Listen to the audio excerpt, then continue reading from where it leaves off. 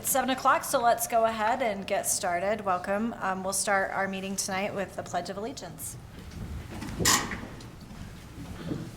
I pledge allegiance to the flag of the United States of America and to the republic for which it stands, one nation under God, indivisible, with liberty and justice for all.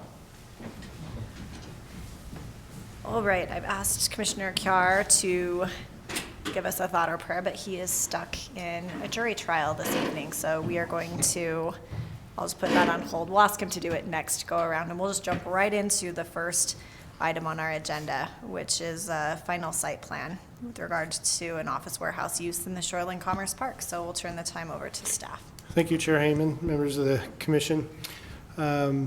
I did get word earlier today that for some reason there may not have been a view to the staff report, and I know Chair Heyman's went ahead and emailed a PDF copy, so hopefully all of you have been able to have a chance this afternoon to take a look at it. As you recall, Cook Builders has made this application in behalf of the owners of the property and himself for developing Lot 1 of the Legacy Land subdivision. By reference, Legacy Land subdivision is on our west side of the city, and it is the property just north of the UDOT sheds. So you're on 1275 north and 1300 west. As you recall, late last year, I believe you saw this in conceptual form. This is a new kind of zone in the sense of how much is being built. This is our Shorelands Commerce Park. We've had one development only. That's the Craig Salmon buildings out there across the street from this project has been built there. So it's a unique zone. It is a set aside for job creation. It's an industrial type area, but it's adjacent to the Legacy Trail, the Legacy Parkway, and all 5 cities developed in conjunction together a model ordinance for properties surrounding the Legacy Parkway. All 5 cities developed off of that model ordinance, a lot of similar themes, and we have our version called the Shorelands Commerce Park. So it does have a greater design component.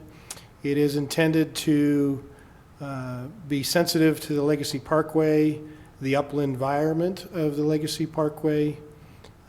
It's not anticipated that this is a place of formal landscaping necessarily.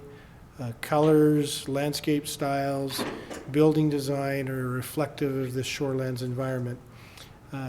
There were a number of items in the conceptual plan to be reviewed. The commission did reference to allow them to move forward to final site plan, and I provided those findings and directives that you gave to the applicant. And I've readdressed those, much of that into the report. Because I presented it item by item for you, but summarized the project. The big significant footprint design element was how large the building is going to be versus the parking versus the expected landscape and open space. There's a hefty requirement of leaving 30% in some type of open space, but open space in the case of the shorelands does not mean it's all just grass or shrubs. The idea is that you'll create pedestrian connections, you'll provide areas of a central feature and a plaza, and as part of that landscape open space at 30%, you can use up to 25% of that 30% in hardscape, which is a little different than the hard surfacing definition, which is really parking lots and building footprints. Worked with Jeff quite a bit between the conceptual plan and now. I do want to express that the applicant has been more than cooperative in the sense of trying to understand the expectations. Hopefully I've not stepped on toes and said this is the way it should be designed. So I think they will represent some of their ideas, which I think one of the principles I heard during the conceptual review with Mr. Cook was we don't want to repeat what's right across the street. They wanted to have a unique design to their project. So I think what you're seeing here is something definitely different than what you see across the street. They are staying within the Shorelands color palettes. So they're sticking to some grays, some wood trim, but the wood is part of the tilt-up panel, so it's part of the concrete system, but it's a form that creates a texture of some wood elements. And they're taking that theme and extending it throughout the project. So consequently, they have reduced the building size significantly. It was around 18,000 square feet previously. It's down to just over 10,000 square feet. There'll be 2 tenant spaces within the building instead of the original proposed 3. They've also looked at the theme of the tilt-up panel in that wood grain and extended it to the bold gestures that everybody talked about. What's the bold gesture? In this case, they are lining the entrance. It's a common entrance to most of the project. They're going to go ahead and develop both sides of that entrance, but they plan on a pillar system that will have some lighting embedded in the pillar system. They'll do the taller ones out front as the ornamental features with the landscaping. The top part of the pillar will be the cedar color matching up into the building. They've also extended that lighting through the pedestrian path to the front of the building, and this is a requirement of the Shorelands, provide some type of access for people to walk out or bike in, whatever it is, to the trail system. They're planning that, you see, extending from 1300 West to the building. There's 2 kind of plaza features, if you will. It's the front of the building. There's a door on each side, and in the center they'll have a seating area, again with those pillar type elements and seating and some benches. You also see on the north side of the building, they repeat that gathering space on the north side of the building. One of the things that can count as the hardscape, and we also expect it as part of the texturing of your asphalt surfaces. Between the lots where you enter into the common drive, you're now going to see textured concrete. That's carried through the parking lot and the walkways. That's carried around the plaza. That's also carried into the back of the building. And they also have the bollard systems that'll not only be the lights, but they'll function also as the protection of the doors for the building. And so they've tried to tie that whole theme in together. In looking at the project as a whole, that hardscape percentage, if you just calculate on-site landscape and hardscape, it ends up being 30%, but the hardscape exceeds the 25% of that 30%. It's actually 30% of that 30%. So it exceeds it by 5%, which is not a really large area when you look at the calculations, but it does exceed it. So I bring that up in the report. There's a couple of minor items. The SWIP plan for stormwater management during construction needs to be reviewed, finalized by Kevin and our city engineer, and Randy, our public works director. And a few other items that I tie up, that they have to make sure they comply with the signing expectations. They did not address signing. They did address lighting. The lighting is only going to be that pillar system. They're not going to use other lighting within the project. They don't plan the use of fencing. Fencing is a controlled limitation for security. They don't plan on some fencing. So it really comes down from the staff's perspective is exceeding the hardscape allowance. And so I created 2 options, partly from seeing an issue with the property specific to that area, as well as the commission brought that up in another application about is there a possibility of landscape waiver. I've chosen to jump the gun. The applicant did not specifically request it as part of the final site plan submittal. I've had conversations since, and they can represent that, yeah, they're interested in the entertainment of the waiver. The waiver is available to you by ordinance. As you already know, the question becomes, is there a situation that justifies that waiver? Looking at the street master plan, checking with the city engineer and public works director, the 1300 West right-of-way is much larger than they need for the design element. Now, keep in mind, 1300 West is a UDOT controlled road. but the city is in charge from the curb back to the property line under the agreement with UDOT. So we have this area between the street or the curb and the property line. It's somewhere around, I think, 13.5 feet of distance. That's much more than we're required. The Shorelands Commerce Park is looking for some narrower streets and where the collectors are needed. We want the little bit larger streets to handle the traffic, but the local streets are not to be wide asphalt lanes. And so there's no plans to expand it under the master plans. And the city engineer says, yeah, I mean, there's some choices. Go to UDOT and try to see if they'll vacate the right of way. I did not bring that up I've had experience, and that's a long process to go through. And so I'm looking at it this way. You can choose to say, no, we want it on site. You could choose the long route and see if UDOT would give up any of the right-of-way. Or you can choose the waiver amount and recognize that particularly along 1300 West, we have a large park strip area. If you include that large park strip area, it reduces it to, according to my calculation, somewhere around 17 and 18%. Significantly reduces it. And looking at the values of the landscaping, this is where we want the landscaping. We don't want to try to force it to the back. So, I mean, there were some design ideas of maybe we could go to the back of the lot and shrink up that parking area a little bit and see how much that makes up. But that's also the travel lane into the doors for the trucks. And so I suggested an opportunity for a waiver. I think it could be justified, but I don't have the final calculations. They're my calculations. And so I conditioned that if you go down the waiver route and consider that in behalf of the applicant, that they provide that final calculation as part of their building permit plans. So with that, we're recommending that you consider approval. Corey, with regard to just a procedural question, do you anticipate that we would, assuming that the applicant wants to go the waiver of strict compliance route, would you anticipate that we would debate that waiver motion first and decide that, and then decide whether to approve the final site plan? Or?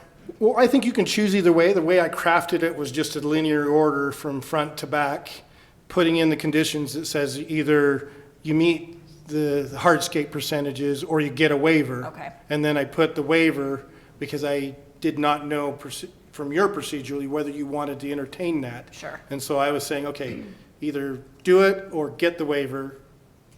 Then you approve the final site plan based on those two options. And then if you're entertaining the waiver, then that would satisfy 5B of the conditions. Okay, thanks. Any questions for staff? This might be a question more for the applicant, but is the hardscape, the choice of hardscape, I know there were some water issues and some other things on the site from what I can remember last time, some drainage issues, erosion issues, and is the choice of using hardscape, do you think, warranted from that perspective as well? I don't remember that there's water issues on this lot. We have wetlands to the west off of another lot 5. This is actually raised a little bit from the site. Its original grade has been raised over the last few years. Oh, it might be another lot on this site, is that? Yeah, lot Okay. 5 has some wetlands. Okay, sorry. But we do have this front detention area That will help with that. that will capture that, deliver that to the north, and then it will run 1275 north to the west into our drainage system.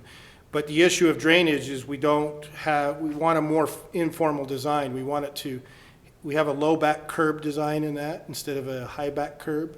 It's a slope curb. Yeah. And we have rain gardens, meaning that there's cuts into that curb that go into these drainage swells in a more natural sheet flow rather than delivering it half a mile down the street into a drain. So that's where those grade and drain issues become important to make sure it gets into the detention facility.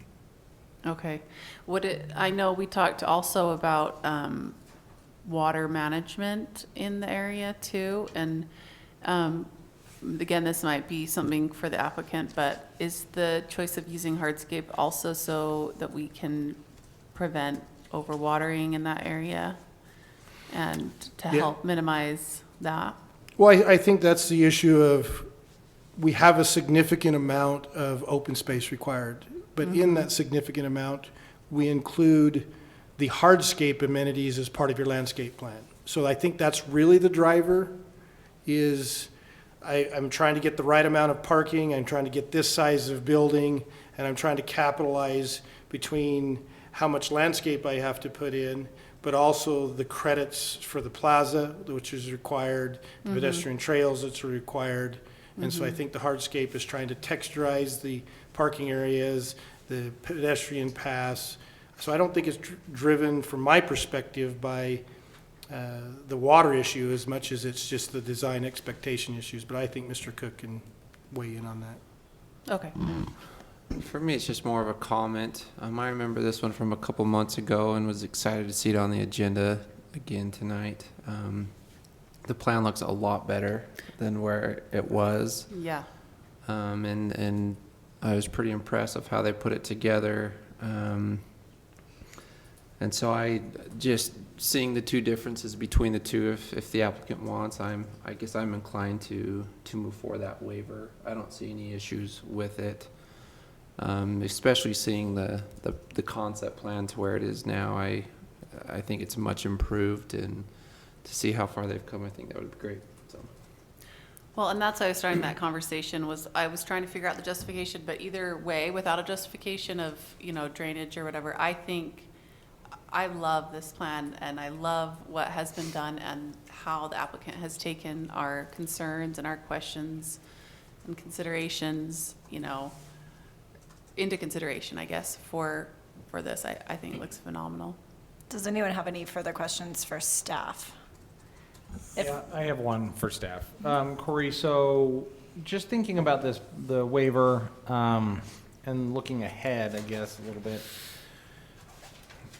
do you foresee if we grant a waiver for this, do we run into a similar situation we grant a waiver for this based on that park strip area? Do you foresee a situation where a development of lot 2, we're going to be doing the exact same thing, counting the park strip, the frontage on 1300 West? Yes, I think 1300 West is unique. It's going to be just that small area because it ends in a cul-de-sac. Yep. And that's where the excessive right-of-way is actually located. The other streets are not yet built in the shorelands, if you will. And so we will be sizing those streets in the future. So I think it's something that if you entertain this waiver, certainly the next owner on that last lot on the corner is going to say, hey, I'm in the same situation. And I agree from my perspective, it is this limited area of 1300 West. The development across the street had wetlands framing that, so that's why you see so much out front. All of those wetlands, and then that big corner as you come down 1275, that was all designated wetlands. And we don't have this on this lot. Their wetlands are further to lot 5, I think is the number. And so they were able to just get all of that 30% all in their wetlands that front the street. So I think it's these two lots that really function the issue of waiver. So yes, it will lend at least an argument in the future for the corner lot. But on the flip side, if we don't entertain the strict waiver and we do require the 25% adherence, they could end up sticking that extra little 5% somewhere where it doesn't really. It most likely, from a design perspective, would be on the west end behind the building, which is the least location that we want. Yeah, it'd be like putting it in an impound lot. Touche. Any other questions for staff? If not, we will invite the applicant to step forward and speak to this matter. And you're welcome to address the staff report or anything that we've said, but I would love to hear how you feel about the waiver of strict compliance. Yeah, thank you. I think, first of all, I want to... I'm sorry, will you introduce yourself for us? I'm Jeff Cook. Thank you. And I live in Centerville at 582 North, 340 East. I've been here for about 60 years. So, long time Centerville. The first thing I wanted to say, though, was thank you. When we were here in December, and we didn't understand everything that was involved in shorelands, obviously. But you guys were thoughtful enough and kind enough to allow us to work through that with Corey and resolve the problems, and it saves us some, potentially saves us a meeting, maybe not. But at any rate, we were very grateful for that. And then secondly, I want to, of course, thank Mackenzie and Corey. Corey and I have talked on the phone lots of times. We've met a number of times. And it would have been really hard for us to come up with this site plan without his input, just because it is a little unique out there. But Corey helped us understand what what the city's kind of looking for, and so we were able to talk with Gary and Gordon, and these, by the way, are the Smiths. We got Gary and Brenda and Gordon and Sharon. They're the property owners there. And so he helped us, and I don't know how many times I came back with scribbles on drawings. What do you think of this? What do you think of that? But ultimately, we came to this, and we're really excited about it. I mean, we think that little trail going from the building out to the street with little lighted ballards is going to be a really cool thing. And the 30%, I don't know if I still understand what that is. I know Corey called me and said, hey, we do have this one thing. But he says, I think if you want to request a waiver, he said that's a possibility. And so absolutely, we'd like to request the waiver. We've really tried hard to hit all the requirements. And being short of, we have more landscaping than's required for our site. Right, Corey?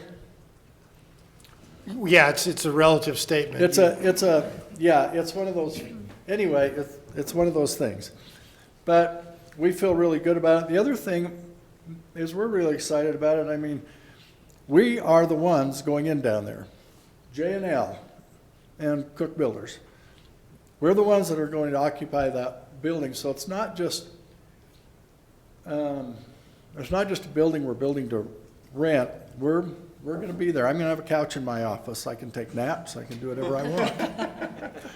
But I mean, there's a real personal investment there, and we've kind of gone about Gary and Gordon designing the landscaping and things like that, and all of us talking about the building and stuff. We've gone about it with that in mind, that we're taking too much pride in ownership. If that can be a bad thing, I don't think it can, but we definitely have pride of ownership down there, and we want it to look good and be nice, and we're excited. I mean, like I say, we're excited about it, and we hope the waiver will work. Any questions? I don't know what to. Any questions for the applicant? Okay. Thank you very much. Thank you. This has not been scheduled for a public hearing, so are there any further questions for staff or any further discussion? I mean, I will just make an editorial comment that I think that this is going to be a really sharp looking development, and they've really made a huge improvement from the last time that we've seen it, and I really appreciate their bold gestures. I'm excited to see the way that this project comes together. I am too, and I will not speak for Logan, but I will say he would be proud of us for moving forward and recognizing that, the builder, the developer wants to work with the city, wants to make this happen in the way that is right, and I would thank him for helping us move forward on this. And kudos to staff for Yes. helping this one Absolutely. go through. We have amazing staff. We do. How do you guys feel about the waiver of strict compliance? I'm in favor to grant it. Same. Yep, me too. Okay, well then, I propose that we just take this one by one in the order that Corey has suggested. So the chair will entertain a motion. I hereby make a motion to approve the final site plan for Lot 1 of the Legacy Land subdivision, as indicated in the staff report, items 1 through 5, and item B in number 5 and 6, and also the suggested reasons for actions. That includes the waiver on the landscape. Do Do you want to just go ahead and include A, just in the event that we don't pass the waiver? I suspect that we will, but if you just say number 5, then it would Oh, number pick f- it up. I'll just say all of items number 1 through 5. 6. Yeah. And the suggested reasons for action, A through C. Great. Second. It's been moved and seconded. Any further discussion or debate? No, I just think, the only thing I have to say, sorry. Go ahead.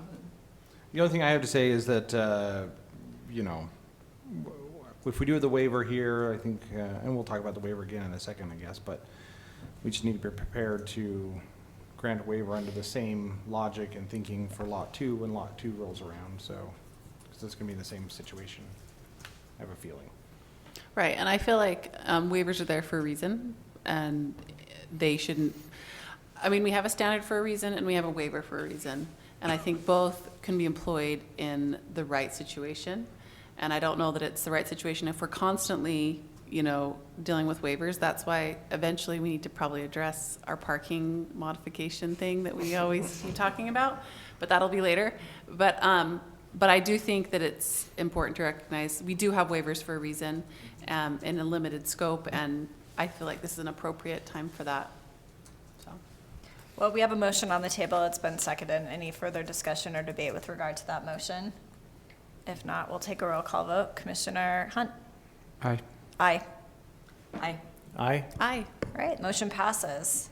Now, with regard to the waiver of strict compliance, does anyone want to make a motion with regard to that issue? I hereby make a motion for the Planning Commission to approve a waiver of the landscaping requirements for Lot 1 of the Legacy Land subdivision, subject to conditions 1 through 5 in the staff report with suggested reasons for action A through D. Second. It's been moved and seconded. Any further discussion or debate? If not, we'll start with you, Commissioner Wright. Aye. Aye. Aye. Aye. Aye. All right, motion passes. Let me just say thank you again for everything. Thank you very much. Yeah, We look forward to seeing it. we're excited. Thanks for all of your efforts. Thanks for your help. All right. Moving right along. Second item on our agenda, we have a review of current policy and code regarding the Shorelands Commerce Park mixed node of the West Centerville Plan. I will turn the time back over to staff. Thank you, Chair Heyman and members of the commission. So this is brought forward based off of your request and as part of 2020's goals for the Planning Commission. So what I did is I looked through all of the paperwork that we have touching the Shorelands Commerce Park and tried to synthesize it in a easier fashion than searching for all of these parts. So in the general plan, and I pulled up the map here, so just a moment. So the Shorelands Commerce Park is west of Legacy Parkway, and as in the Legacy lands, they're here at the very bottom southern end of the Shorelands Commerce Park. And the mixed node zone is at the very north part and the north portion of Centerville City. So I don't really want to read you all of the general plan and the zoning code in connection to these areas. However, I do want to state that the residential zoning does not apply to the majority of the Shorelands Commerce Park. So everything here in gray stripe does not have a residential component, but only the mixed node zone includes some residential. And that there are restrictions to the residential that currently exists in that zone. And I'll read that out loud. So in order to start developing in the mixed node, you need to have 50 contiguous acres, a minimum, or be next to a previously developed 50 acres. There has to be a master conceptual plan before any development goes into place. 40% of the mixed node zone project needs to be industrial, office, and support commercial type uses. And then residential uses shall only be established in conjunction with those industrial, office, and supportive commercial types, with only a maximum of 30% detached single-family dwellings and 35% stacked type multifamily residential units. And those are, I don't know which legacy project it is, but By the theater. west of 1250, yeah. Yeah, those- Legacy Theater would be a stacked style development. Legacy Trails would be more of the, well, I think they're stacked too. I think Are they? I think they both are stacked. Yeah, they're both stacked. So the discussion is whether we still want to go forward with these aspects of the general plan and aspects of the zoning code, applying the general plan to that mixed node zone or even to the whole Shorelands Commerce Park if we feel that that percentage and mix of uses is adequate, is the direction that the city wants to go for this section of the city. There have been a few discussions with members of the development community, and the major roadblock is that there is no road and no utilities that currently service this area, so that it would take quite a lot to get the ball rolling as far as development, but also those who have come in want a higher percentage of residential uses and think that the industrial office in support of commercial might not be feasible now that the inland port is coming to Salt Lake. So, Yeah, if I can just weigh in some planning and theory so you have some background context of this discussion. 2008, we worked significantly with the property owners of that area to develop this West Centerville neighborhood plan. We did a significant change from the original one that sat on the books, I think, from '85. In that process, a couple of things came about. The first one is there's a peninsula of county land between Centerville and Farmington. And so if you look at Steed Creek area, that's in the county. And so we have Centerville, we're absent the southern road connection to Parish Lane, but 650 West turns into a dirt cul-de-sac from the county. So if you come down from the north off of Glover Lane, you'll go through the county that's maintained, and then you hit the dirt area, still maintained by the county roughly, but that you've entered the city, and then you have that little dirt cul-de-sac down about in the middle. And so the discussion was early on is how far would the city annex? Because we have this peninsula. Part of the feedback from the city's perspective is we don't really want to go too far to the north because we really don't want to include Steed Creek. And it's kind of a selfish view, for lack of better terms. The county maintains drainages for the cities. And so it's like, well, Steed Creek, leaving the county. But you have this gap that's going to be in the road issue, the issue of the county having part of that road that connects to Glover Lane. We also met with Farmington City, and the feedback was not in a public hearing with the city as a whole. It was their mayor at the time and the staff at the time. And they were focusing on the heavy issue of building Station Park and then expanding their master plan to the Station Park where Cabela's and all the multifamilies being constructed now. So in their minds, this southern end was not on the radar for development. It was like, yeah, we got a mixture of homes in a rural area. We have that small little industrial park, but we don't see us doing anything south of Steed Creek either. And so we have in our annexation plan to go up to Steed Creek, roughly, and Farmington would just stay north of Steed Creek, and then we would address the issue of this peninsula into the future. But we're trying to envision what could happen into this area. So the first one was 3 legs of the stool: residential, commercial for your economic job creation. And we were trying to support the county's efforts at the time to create centers for some jobs in other areas than Salt Lake City and try to hold fast to that. Because residential is easy to develop when you have the growth pressures. It's really easy to respond to those pressures. And so the city did commit to that county vision of trying to create a job center.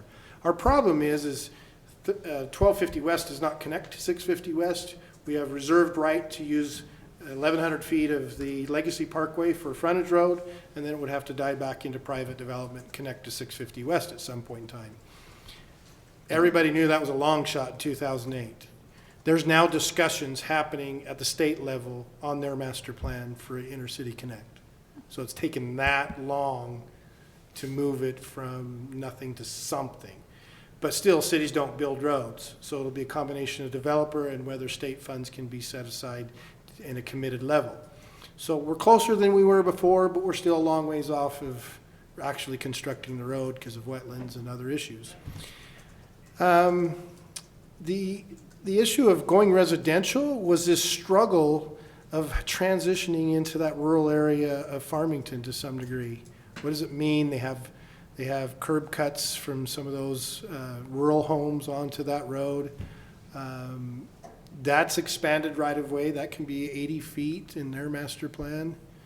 And so we felt we were probably good at planning the connection. Now it was the transition. Part of the discussion was being kind neighbors and doing something that doesn't affect somebody to the north in spite of the Steed Creek buffer. Part of it was creating housing supportive to the industrial park with some of the concepts to allow there. So a transition, a supportive component, and then it morphed into this, well, we don't want just everything to be residential. We want a variety of homes, and we need supportive commercial to the industrial, whatever that might be. Some had a high-end business park, and some of the market was saying, no, it's just going to be a big warehouses. And so right now in the shorelands, we don't really know what that business park is going to look like in a marketplace. It was a placeholder in 2008. So that went in, well, if it's a warehouse, industrial, high-end business park, it needs supportive commercial uses. Boom, we'll allow some commercial now in a master plan. But it's got to be 40%. We don't want it to convert all to just single-family homes. And so then the multifamily came up, and now you have this variety restrictions on how many single-family homes, how many townhomes, how many flats comprise of that area. And then you have a whole set of design standards to the residential sitting in the zoning ordinance, trying to be sensitive to the shorelands environment with the residential. And so then we sat, decade now? We're getting closer, but we're still a long ways off. It's one of those exciting, but yet we'll probably, maybe when I'm turned 85 in 2050, we'll know what really happens. We'll find out. But I think some of the angst about the residential is it's so compartmentalized away from Centerville. They'll orient to Farmington more than they'll orient to Centerville, likely. And now the high school, we didn't know the high school back then was where it was going to be built. Now with the high school, it's like, yeah, they're going to probably land in that boundaries, and if they don't, where the current high school boundary is, if we develop residential, they'll be saying, why not? Why not? It's just down the street. And then I think you've had change of elective leadership, and the issues of densities and housing became a discussion of it. And there was some early on dislike of the housing to the north.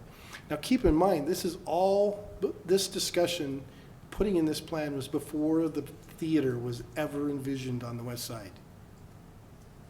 So all of this discussion, because the 85 plan said no residential on the west side of I-15. Could be a potential flood area, alkaline soils, all those matters. So there was just this commitment, no residential.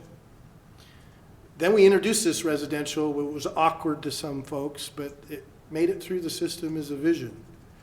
And then now you have the theater come in and say, oh, we want to build a theater, and then everything else is going to be residential. And the city was like, well, we really want the theater, but we don't really like just the rest of it being residential. That's odd. And so then we did a whole rework of the Parish Lane corridor gateway in that area to come up with the office and the residential and the theater. And then because that developed and the densities associated with it, which is 15 acres of gross for the whole project area, no more than 25 units an acre net for the property, and seeing those flats and densities created a little more uncomfortable with some of the community, I would say some, and some of the elected officials. Then when we went and did the grant for the west side, I don't know, was anybody here during the grant on the west side? We did, I think it was around 2010. No, it was a little bit later than that. It was 2013. We did a regional grant with Wasatch Front Regional Council. And part of that was, look, what we got on the west side, maybe we can get the response of a light rail off of Main Street. Because if you remember that, the whole light rail controversy, let's go into the general plan, let's remove all of the references of light rail and mass transit on Main Street, and let's look at the west side. Maybe we can get a station stop there. And then we went through the whole process of that plan to look at a station stop, and it was controversial because UTA is like, look, it's close spacing, but if we were to do a station, we'd prefer it to be on the north side of Parish Lane. But if you do a TOD, transit-oriented developments, maybe we would consider it on the south side of Parish. So the transit-oriented development had significant densities associated with it. And my take on the process is there was very little resistance from the at-large community in Centerville about that density. There was a massive outcry from West Bountiful. Huge outcry. They did not like it. They felt like it impacted them. They were upset by it. And the council chose to not upset the neighbors and said, well, we won't go that direction, but we got to come back. And so this is where we're at, this comeback. It's the comeback of what do we do on the south area and what is it? And then we had the storage sheds develop, those new ones, and the people are feeling like, oh, maybe that's a lost cause. And we still have hanging out here, well, we're uncomfortable with that node up there. And now that we've got the node down around the theater, why do we want the node up there? So I leave you with the perplexing question. What do we do with the node up there? Keep it, modify it, get rid of it? So I had two questions, and maybe more now that you've expanded on that. Thank you for the history, because that helps put it into perspective. So we allow residential in that node, but only if it has 50 contiguous acres, whereas next to some development that has 50 contiguous acres. And my question for you is, how many acres are in that node? 66. Okay. So we're looking at one development in that area is what it's contemplating. Yeah, it's currently owned by Blackstone. It was sold to Blackstone after the plan went in place. They have 66 acres. It is probably the least wetland area of that west side. It's mostly upland area. The new Blackstone owners have met with us in the past. I've seen some concepts, just some preliminary discussion concepts from them. And that 40% commercial is not in their vision. They're responding a little bit to the marketplace. And then part of their response is, the road is a huge hurdle for them. They actually tried to entertain de-annexing from the city and going into Farmington, and Farmington said, not interested. So that supported Farmington's issue of we don't want to go south of Steed Creek. So they're kind of in this, we want to get something going, and they're kind of focusing on that residential. Now their focus is on the commercial. They want the residential still. They're not giving up on that. But they're saying competing with the other job centers to the north, particularly like the base, and what are we going to try to market? So they're questioning the Shorelands Job Creation Center is what they're doing. What are you competing with? And then if we have to get the support commercial to that synergy, is that synergy real? Competing with the base, are we really? Competing with inland port now, are we really? And so I think we really are in this little bit of unknown about what our Shorelands Commerce Park really could be marketable. What could it be? And I think you have that discussion when those cargo trailer sales came in. Well, it's not exactly what we're envisioning in the Shorelands, but since we don't have any infrastructure north, we'll kind of deal with the here and now and figure out the future. Yeah, what happened with that? That passed the council with allowing it. Probably with much the same question in their minds that you had. I guess my only other comment is the idea of juxtaposing residential with industrial just seems odd. That seems like an odd Now, and that's why the choice. commercial component came up, was to transition Yeah. commercial to the industrial, and then transition from the commercial to the residential. Yeah, that's the one line out of Corey's little speech that I wrote down, housing supportive of industrial. Yeah. Well, it's the support of a job, so that you could have housing where you, Yeah. where you work. Okay, so I was actually going to just bring that up. So I don't know how much you guys have looked into the inland port and been following kind of this whole process of it coming here. I've been fascinated by it and sort of seeing what it means. We don't know what it means for our state, and we don't know what kind of jobs it's going to bring and what kind of laborers will need to be, there to fill those jobs. But one thing recently that I've kind of been following is a development in Tooele wanting to develop an area that is sort of with the concept of a hub and spoke, where the inland port is the hub and the spokes go out to these different areas that have mini little areas for people to have these job centers. So it's not just all condensed in one area. And the reason why they're sort of pushing that right now is because there's going to be a huge environmental concern to our air quality, which we already have some significant concerns in this valley to air. And the hub and spoke would prevent a lot of people from living in one area and then all going into this whole giant, inland port area. But instead they'd have the hub and then they'd have the spokes so people could live a little bit closer to these spokes and then work there as well. So that's just a little background. And so as you kind of have been thinking about that, have been bringing this up, generally when you say exactly what Kevin just said again, it's like, yeah, residential by industrial, that doesn't make any sense. But if by chance, I don't know what the requirements would be to be a spoke for the inland port, but having this as an option is actually not too far off. I mean, it's surprisingly, Tooele is preparing for that right now. They're trying to put together a proposal so that they can create themselves as a spoke. And they want to have residential and industrial and all of that together, which again, I'm not saying I'm for or against the port or the hub and spoke idea, but that's just something to consider, that this is in the developments right now and it's in the discussions. Okay, my other concern is it's pretty wet over there. Like, it's really wet. And I love the idea of making the most of all of our area and of our plan. But from the very beginning, when I've heard of this plan, I'm like, okay, how are we going to make this work? Like, I want to hear more. I want to learn more. I want to figure out what's going to happen. Because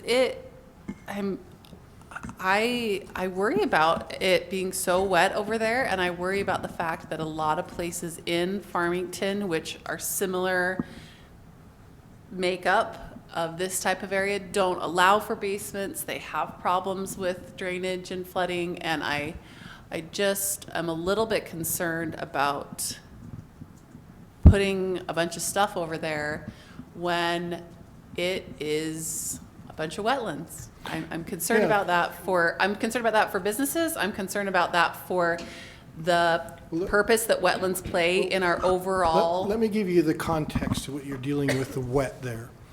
The original plan for the UDOT, when Legacy went through, listed about 53 acres of wetlands. Those 53 acres of wetlands are generally comprised mostly south of the Diagonal Canal. So Where's north of the Diagonal Canal is pretty usable land. Are you talking about the canal that runs through? Yeah, it'll run from the south east to the northwest, the canal that goes through that. That is where water Can you is. show us on the map? Let's get to the Yeah. zoning ordinance here. So it's kind of right in the middle of the, It's right in the middle of that big. of that green area. Do you see that diagonal line going through? Yeah. Now, just so you know, there's a little bit of wetlands sitting right here. But generally, it's. But not generally, as that's bad. south of this canal area. That canal carries a lot of stormwater and spills out onto the property. It's very flat. And so a lot, not all of it, but a good portion of the property, there's another storm drain that comes, you can't see it very well here, but you see this little line going through here?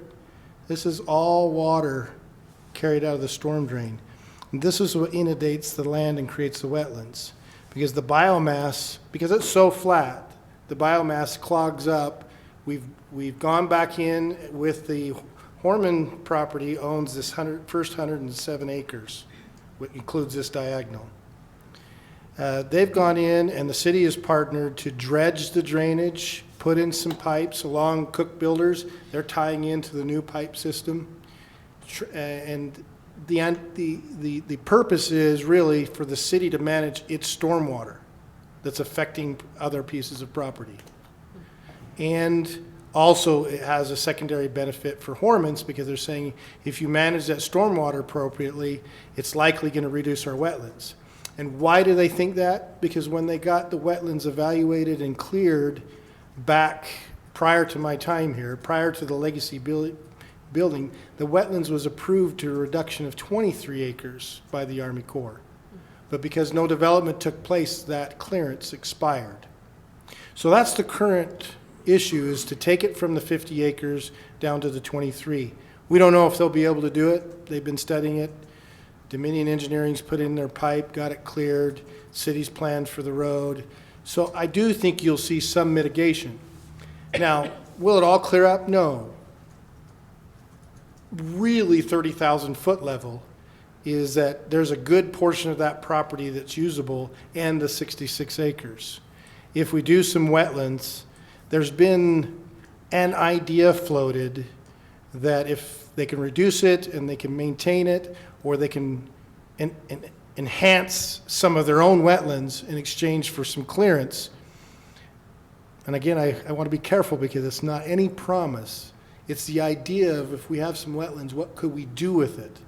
And part of it is maybe some community fishing ponds in partnership with the city. Whether the city would take that liability, that's a whole nother discussion. But the issue would be is how do we integrate the wetlands into the design of the job park, depending on how much it drains away. And then there was another proposal for an education center on site in the business park with wetlands. Now that's big dreaming. I mean, just to be fair, about 30,000 foot, we could do a water ski park on the south end. So You're talking like USU extension, education, ponds, stuff like that. So I don't know where the wetlands are going to go. I can just give you the history. It's back up to around 50 acres. It was reduced to around 23. Can it be done with all the infrastructure changes and the city managing its stormwater? Something's going to change a little bit. But your issue here from a design perspective is that will render itself at a place. The issue is if we ever have an 83 flood, and Randy's talking about going around in the canoes, what will happen? And that's where we put in the shorelands design is that you raise the buildings above that flood level and use your parking lots and your landscaping as the inundation areas. And so now it becomes how you fill the property so that you can maintain capacity. And that's been some of the angst with Hormans because they're trying to say, I can't market it yet unless it looks like it's usable land. Can I fill some of it? And we're saying, well, clear the wetlands. But no, we still don't want you to fill it, just carte blanche, fill it, because we're expecting that it will be designed with boardwalks, trail systems, wetlands, connecting to the legacy, connecting to the residential, and then we'll use the parking lots and the landscaping areas for the inundation. So it's a heavily designed. So you're right. It's going to be a big design issue, but from my perspective, it's not improbable to do something there. So I've always held on to the vision of save it for a job center. You know, if we sacrifice the residential, great, but save it for a job center for Davis, South Davis.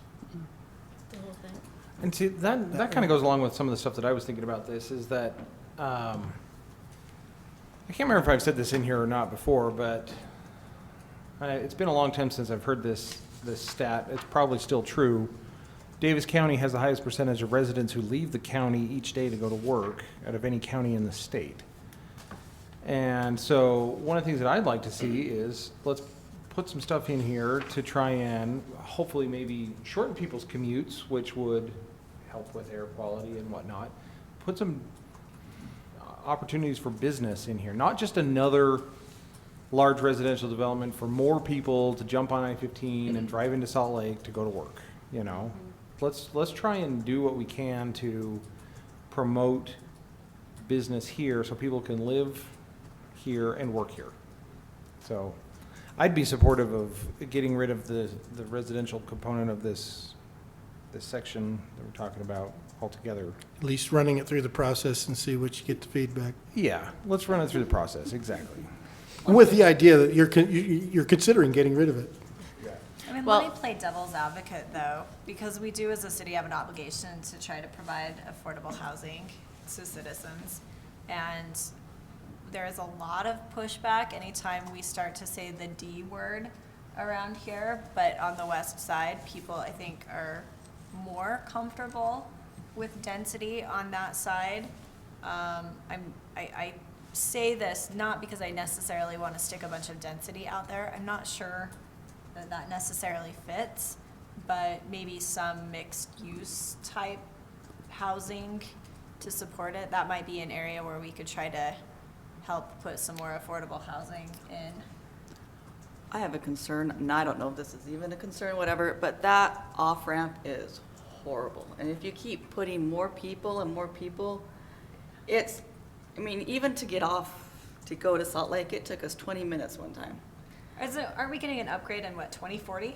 2025. Yeah, it's moved down to the 10-year horizon. Yeah, we're and close. entering potentially the Okay. 5-year horizon. I'm It just will be concerned that it's just just so you gonna- know, it'll be a single point interchange. So think of 600 North or something like that. So it'll be those big arcing single point for your lights. So that's the design. They have to acquire a little bit of right of way on the 600 west North side. in Salt Lake, you're saying? Yeah. Yeah. A little bit of right of way, but they have most of it. The large issue is the disastrous off-ramps, double lane off-ramps heading eastbound, which UDOT says, yeah, well, it's horrible. It doesn't meet any specs, but it's so bad people adapt. So it's like walking in New York. You're supposed to wait for the taxis, but you just go and split when the taxis come through. You know, people somehow have adapted to a really horrible design. So the issue is, how do you handle that? The preliminary ideas that are being discussed, well, there's 2 of them that are on the plan to be funded. Marketplace will receive a double left, and 400 West will receive a double left. It's debate, the plan was to do 400 West first and Marketplace second. There's current talks with the city engineer to reverse those orders. Really? For the traffic, yeah. So those 2 projects are scheduled and funded in the future. The single point interchange is not funded yet, but it's moving up the plan to fund because of the problem that's there. The preliminary idea, again, back at the 30,000 foot level, it's the South Farmington traffic that we're trying to deal with that create all of those problems. So the idea is you will now be able to exit on the east side and go straight under the ramp, or over, depending on the design, straight under the ramp, west side of McDonald's, and hit Straight the to frontage frontage, road. so a frontage-only exit. Are they going to address, I think what they also need to do, if you ever talk to anyone, is have them address the fact that we get a lot of that traffic because the Farmington exit, that first Farmington exit, is not a full exit. So people cannot, enter or exit from, if they're going the opposite way. So then if someone's trying to exit and has to be in northern Centerville or southern Farmington, they have to come all the way to Parrish and then back all the way up, instead of just solving the problem if they had a full exit in Farmington.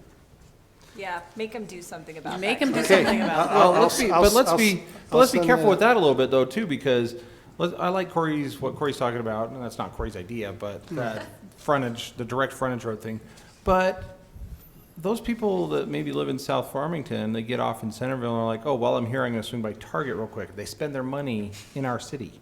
There you We go. want them to keep spending their money in our city. There you go. But Well, then that's you been can't part of the complain. discussion, why it's a preliminary idea, because what was brought up is, how will the businesses respond? Does that change their counts that they rely Traffic on for flow. their business?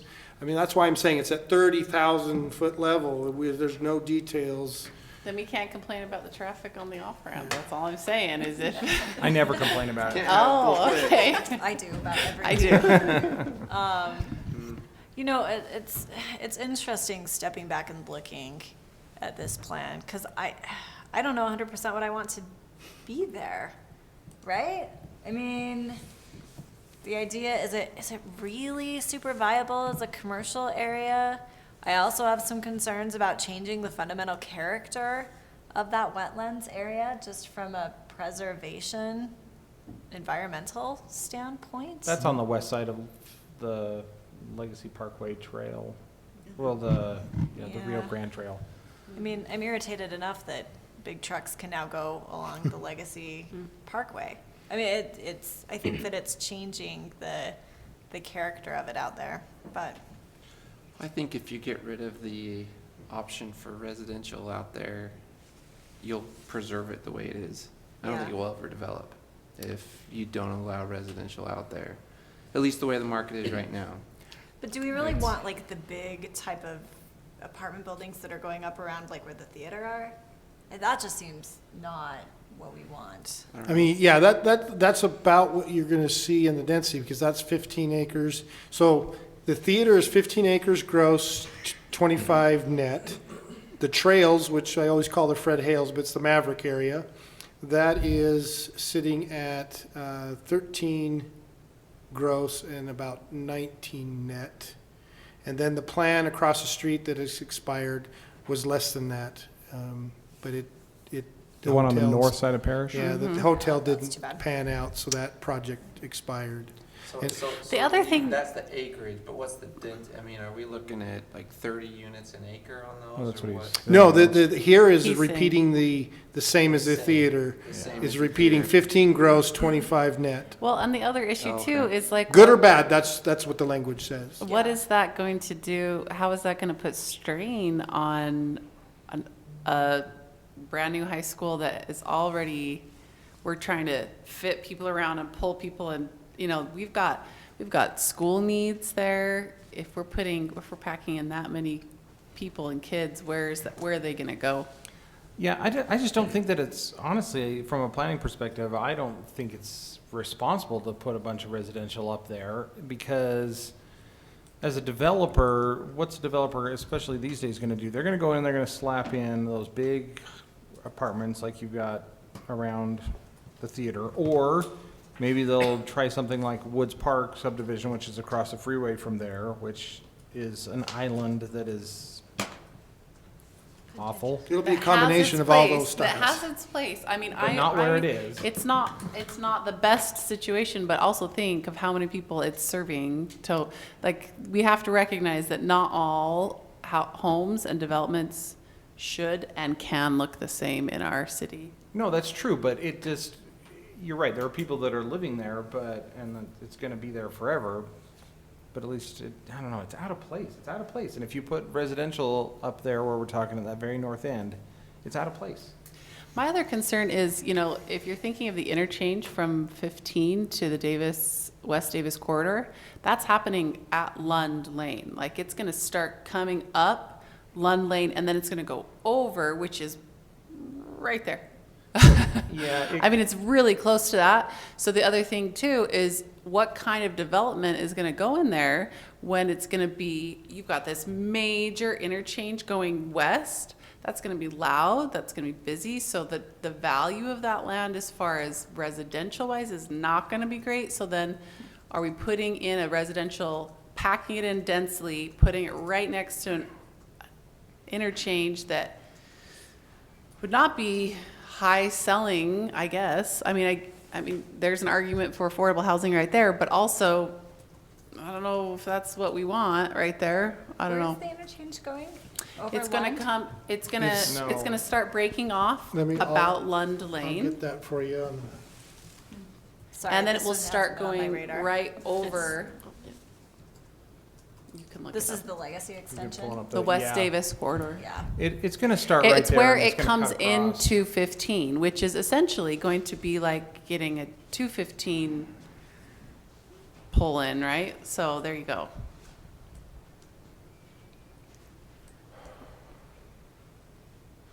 So you see the little RC park to the left, it's out there in Centerville, that's kind of the north end, there's your interchange. Lund Lane's right there. Do you see that right there? Glenn's like right here. Got it. So you've got that over to the left and then go Oh, up a I tiny see. bit. It's gonna start coming off, it's peeling off right there. Yep. No, go north a little bit. And that's The where it red, peels off, the right? red right It's gonna there peel peels off right off. there. So, I mean, we've got some So major, this is your frontage road. and then right And next then to this is it, your ramp, and the red is the bridge. and it's going over. Yeah, I see. So the 66 acres Starts right there. you're at talking Lund. about involves right in this area. Because this is Steed Creek coming through. Okay, so it's a little farther low, So you're, farther below, you're, but I mean, still, that's Roughly not gonna still, be prime yeah. area. It's gonna be busy. I What's think- that new red one? It goes from Legacy to 15, is that it? here, Yeah. that's coming off of the West Davis corridor southbound, Oh, okay. Going over Legacy? Oh, Going that would be over nice. Legacy and then coming going, back down on southbound I-15. so it's gonna be a split, that's gonna be a split then, so it doesn't go over. That's better, at least, is it? There's your spaghetti. Mm-hmm. So Corey, so this has been a very interesting and informative discussion. I don't think, this is one of your goals, so there's Yeah. no decision-making yet, it's just, I'm just thinking, okay, this has been great. Where do we go from here? Do we think about this now that it's been put on our radar? We can kind of ruminate on it. What do we want there? What do we think might work there? And then come back on another meeting and talk about, talk to other More people around you, specifics. get feedback. I think it's a good plan. yeah, Think on it for. think on it. Because you have the Main Street and then the Main Street ordinance that we're Yeah. still rendering. It's just on your goal sheet, so we trying to keep to the commitment of, this was kind of the next project Excellent. on your mind. So I think that my proposal is going to be, let's think on this, and the next time that we have a lighter agenda, let's throw this back on That's a good idea. to an agenda, and maybe we can start formulating what we want to do with it. Maybe we seek some public input on it, maybe we just talk about conceptually what we see going there. I would love some public input because I think giving some context to this, like you're saying, like having people understand where's the West Davis on-ramp going? What's the hub and spoke situation? What's the, what's the wetland situation we've got in that area? What are the like real things that we're going up against for development? I mean, people need to know all these things and have a clear understanding of what could or couldn't go there. Well, hats I mean- off to staff for Yeah. pulling this all together. Yeah, I think you just discussed that, just thinking into the future, whether you want to do a charrette with property owners, with the public as a whole, Yeah, have those kind of work meetings, Good idea. beforehand and, show the existing plan and get some feedback. I mean, there's a whole host of approaches. I don't want to pin you to it. Just, this is your next project, so be thinking about how you want to engage the community and the property owners. I see a 50-acre dog park going in on that north end. I'm just not- gonna put it out. I don't hate the idea of, I really like the idea of keeping it as is for, like Shaylin said, I think there's lots of, drainage and ecosystem, but I don't hate the idea of changing it into like an educational pond. Like I think those have their places where we could, if we needed to redevelop it or something, we could look at that as like a extension area. Just for kicks and giggles, I've envisioned a big wetland area that's redeveloped with the water and the storm drainage and enhance it as a waterfowl area Yeah. with some boardwalks. The north end with the 66 acres, they want to get rid of the Legacy Center. We could have some public rodeo grounds and stables and maybe get back into the 4-H program out there. I'm just having fun. It's kicks and giggles. I mean, if you really wanted to be creative, now you just have yourself one of those little, what do they call them when they're in the parachutes and the cedars? You could have a little airport flying in and out. The And if you want to really get big, we go to SpaceX and make this a inland Duck launch hunters. area. I For am going to strongly space. suggest that we go home and think about realistic options to go in on that west side. I'm liking this, though. All right. Thank you very much, though, to Hoverboard staff boats? for pulling that all together and for helping us keep moving forward on our goals. Okay, moving on to item number 3 on our agenda, the South Main Street Corridor Plan update for next steps. Before turning the time over to staff, I will say that I thought that we had a really good meeting with the city council. I thought that it was very productive. I thought that we got some good feedback from the city council. So I want to thank the city council and the mayor for putting that together. I think so too. I think it's important that we have those types of meetings to keep going forward in this. Agreed. So now I will officially turn the time over to staff. Thank you, Chair. I got feedback from individual council members that felt positive about the work session too, so just so you know. So the issue is, kind of the next steps. We've created a draft document, if you will, internally, not meaning that we haven't had these public meetings and in the public discussions, but you've come up with a draft idea, run the checks by the council. We've got the feedback that they don't have a concern with where you're at this point. I think the issue of residential is still out there. Just by way, I didn't weigh in because I'm sorry for getting it hoodwinked on the parking. Of all that was, I will take full responsibility for the parking discussion. Some good discussion. It was a great, you needed something to discuss because it was almost going to end. So, it was perfect from that standpoint. I just didn't realize I was going to be the seed for that discussion. I did not intend that. But I still feel, now just by way of backup, I said the residential is really not a huge component if you look at the option. So just keep that in mind. Maybe everybody understood, I know you understood it, but I don't know if the council understood it, but there's still the idea of it's pretty limited in the language of the discussion. I mean, you're 1 unit if you've got a small lot, and you're 3 units no matter how big you are.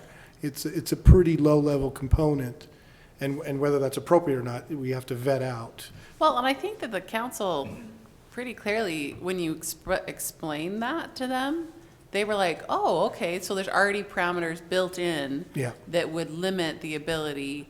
So for them, I think as soon as they were able to wrap their mind around that, they were pretty amenable to that, Right. knowing that, okay, it cannot, based on these parameters that are in there, it cannot go more than. But I think that you had a couple who were open to exploring even potentially more than that. I heard a little bit of that. I do too. I heard a little bit of that too, and one council member mentioned, I was kind of suggesting quite a bit, and thanks for vetting that out. And so I went back and thought about it, talked with Lisa from just an approach standpoint, and so my memo's written around the discussion, our perspectives of staff. Rather than try to turn around now and create a zoning ordinance and spend a lot of time on the zoning ordinance, should we not vet out with the public first the vision? Yes. Yeah. Because if there's anything that controversy that shows up, or something that we unforeseen, I would hate for the public process to look at the zoning ordinance first in response to critique, and we miss the vision.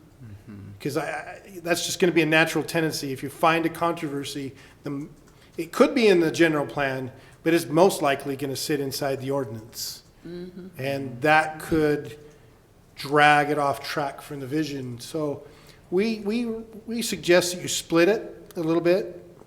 Let's vet out the process with the public, get a recommendation up on the plan to the city council.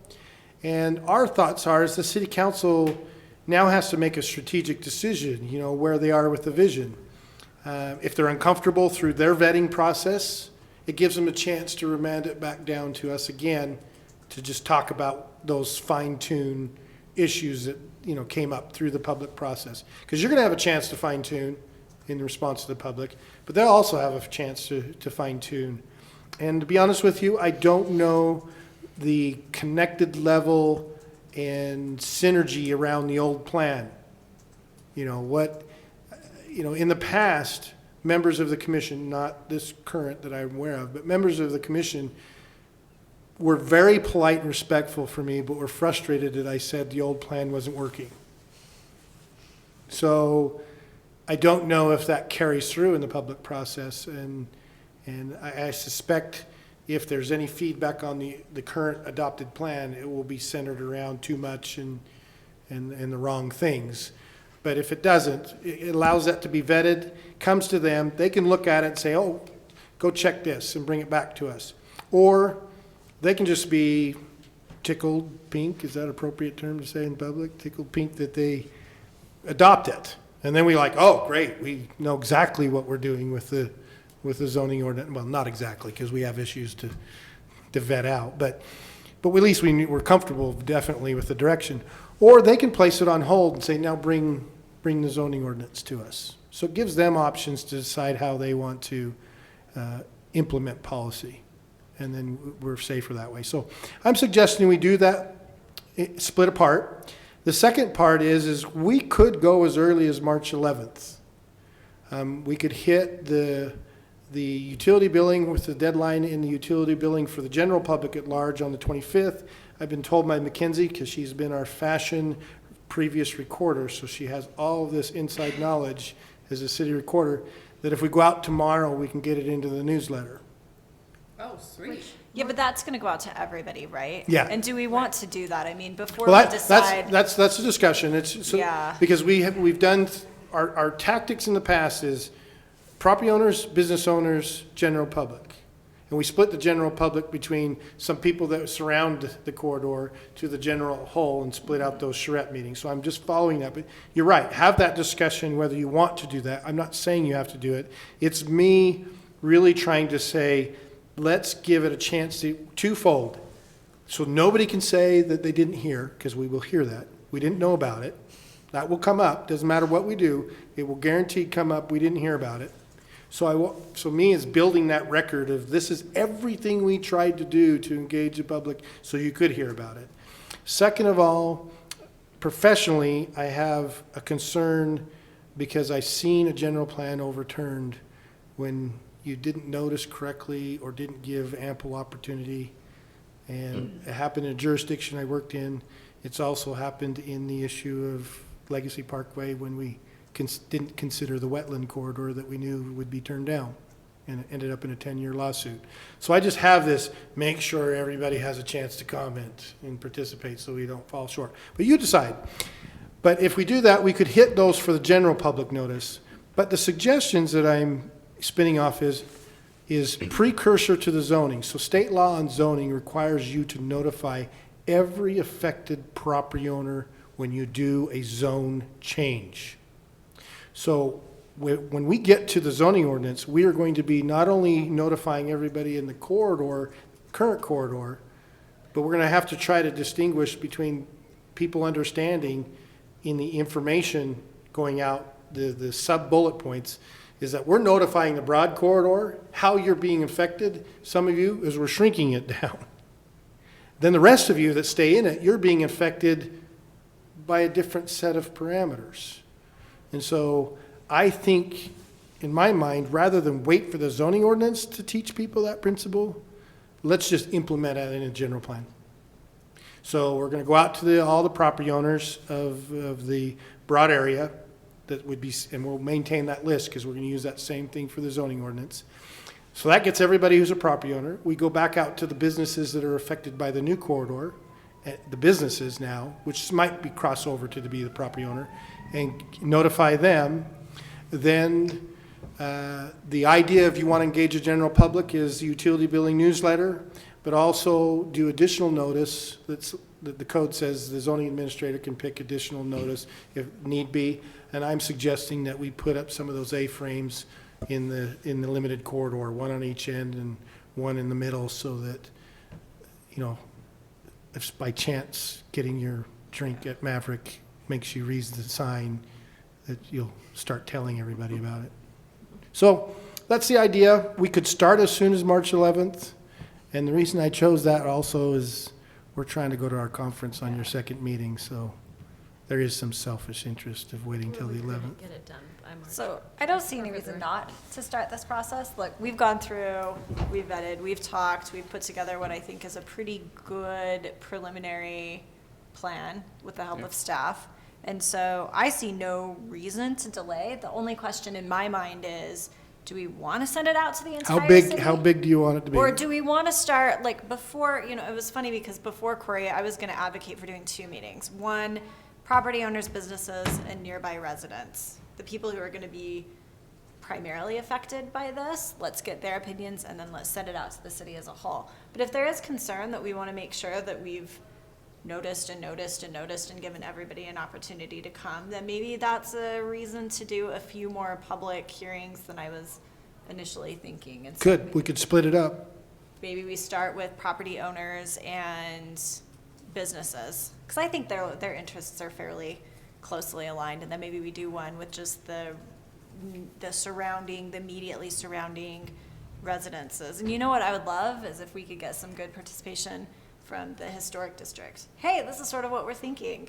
Help us with some design elements. Y'all live there. What do you want to see along the main street? And then open it up to the city as a whole. Yeah, yeah, if you want to split it up or take it and instead of eating the elephant all at once, split it up, I'd be happy to facilitate that. That's just my initial thought. What do you guys think? I think I'm the opposite. Let's just do it. I am the opposite too. I mean, we have noticed this. We've given people opportunity for input. We've had few to no people come to talk about it. Let's just do it. I say we just spread it far and wide, get people there, get as much as we can. And see what hits the target. Thomas, Yes. Christina? Yeah. I would love for your thoughts Let's to open weigh up in. the fire hose. Well, I have a Let's go question, for it. because I live in that district. Do I put my commissioner hat on, or do I put my residential hat on? Both.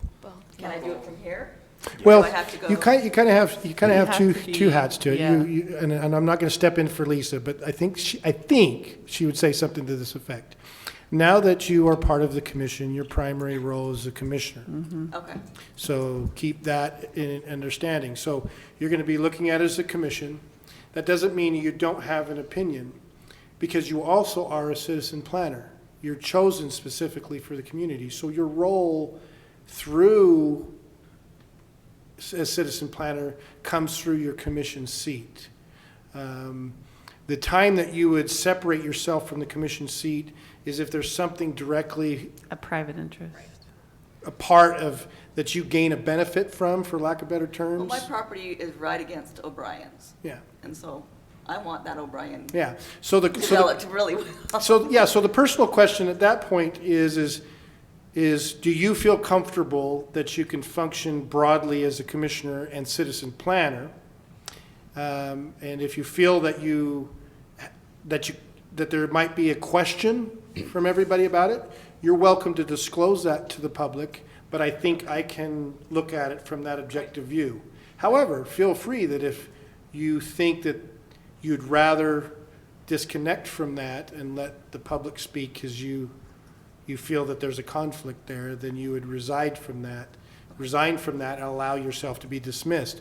Now, the idea is if you truly have a conflict, you're supposed to dismiss yourself Okay. entirely from that. So I think you have to weigh in your mind. You're a citizen planner. There's no way any of you haven't had some connection with somebody somewhere, someplace. Okay. But the question is there a direct financial or favorable thing to you or a member of the family that you would taint your ability to just be jury, if you will, in the discussion? And I asked Lisa that question when I first joined, exactly like you, because we were talking about this, and we were talking about bike lanes, and I am a cyclist myself, and I was pretty vocal, and I said, you know, I really think this, and she said, well, you have to recognize you are a commissioner here, so unless you want to recuse yourself from the vote and act as a public, then you have to recognize that. So we had that conversation, and you can talk to her. She's really good about helping you understand that. But that being said, I mean, we can never divorce our experiences No. from the way that we see things. That's part Yeah. of the beauty of having such Yeah. diverse commissioners. I mean, because So- you're a citizen planner, so you're going to have a temperature of the community or what you think the community might be concerned about. So, yeah, it might match your view, it might not match your view, Exactly. but you have the ability to advocate both sides if you want to in the discussion. So I would say with regard to the issue of notice, you could say, well, if I were a property owner, I might want to know Yeah, I'd let, you know. X, okay. right? Yep. So what do you think with regard to the notice issue? Oh, I think do it all at once. All at once. All right. Sounds like I'm outvoted. Spread it. Okay, done. Thomas, you okay with that? Yeah, Let's just notice then, Corey, I am going to instruct staff to go ahead and let's notice it up. Let's put it in the utility billing notice that's sent Or out. newsletter, if we can get it out. Or which a one? newsletter, great, if we can make that Newsletter's happen. better. Yes. Let's try to And get as also many. social media, if you have that too. Yes, we plan on putting the draft document on the page so that you don't have to search into Excellent. department pages to find it. So we'll put that in the notice. Good Yeah, idea. Centerville City they send out some helpful notices from time to time. The police department does as well. I noticed those pop up on Facebook. The A-frames, I think we should put 3 of them out. I love the idea of putting one on the top, one on the bottom, one in the middle. Yeah. Because people do pay attention to those.